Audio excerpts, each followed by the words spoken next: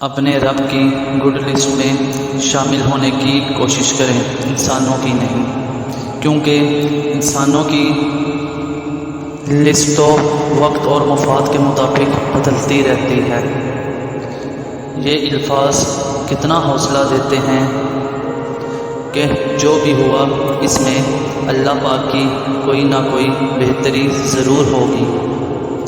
किसी दूसरों के लिए सुख ढूंढने वालों पर सुख हमेशा आसमान से बरसते हैं। अपना किरदार इतना मजबूत और वसी रखो कि लोग तुमसे ताल्लुक़ रखने में फ़ख्र महसूस करें। कदर करो इनकी जो तुमसे बिना मतलब की चाहत करते हैं, क्योंकि दुनिया में ख्याल रखने वाले कम और तकलीफ़ देने वाले ज़्यादा होते हैं।